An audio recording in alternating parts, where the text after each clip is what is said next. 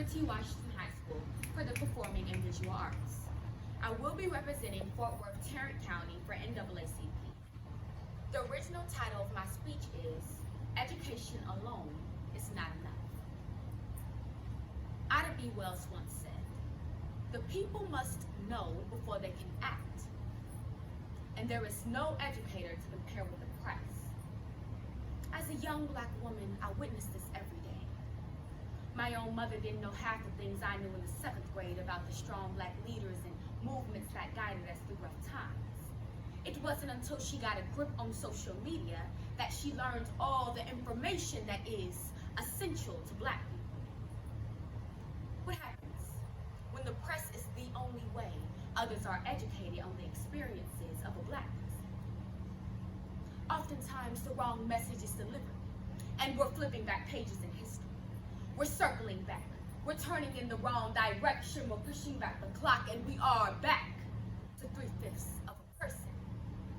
And the question of whether young Black people should be responsible for educating others on racism becomes a complex issue. In 2020, the peak of the Black Lives Matter movement, I was a part of a protest in a small town in East Canton, Texas, where my mom grew up, full of Black people, with only 3% Black. And George Floyd had just died from the brutality of a police officer, and I'm standing on the sidewalk with the poster in my hand reading, I have a dream, you have a dream, we all have a dream, but after that dream, what do we do next? I was 15 years old. 15 years old. And a middle-aged white woman came to me and started speaking aggressively. I was surprised because she was physically on the side that was combating against police brutality.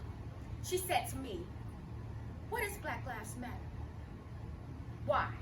Did it only refer to Black people and not us? She said, us. As my mom stepped in, I spaced out and started to think, why educate someone who doesn't want to learn? It can be claimed that Black people, especially young Black people, who may already be subject to a variety of pressures and obstacles in their life, shouldn't be primarily responsible for educating others on racism.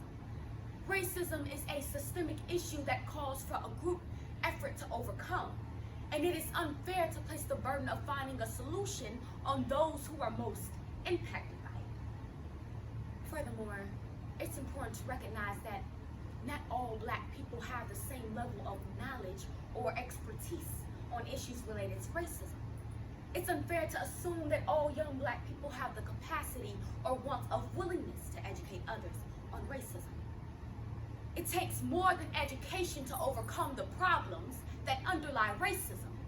We need to be willing to confront the systems of oppression, to listen to the voices of marginalized communities, and to take concrete action to create a more equal and just society for all.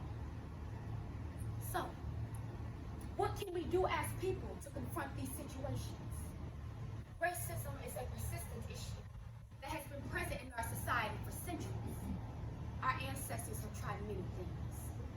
There is nothing that we can do that they haven't already tried, but what can we try again? What can we do again, but with a different approach? The key is to educate yourself on the history and current issues surrounding racism. Another key step is to listen and empathize. This includes deliberately seeking out and hearing the viewpoints of people who have personally encountered discrimination. What would have happened in a perfect world where that white woman in rural Texas would have stopped to listen and empathize with our side?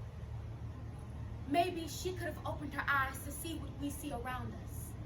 And as Dr. King would say, the little Black boys and little Black girls would join hands with the little white boys and girls as sisters and brothers. That's part of my dream, but what's yours?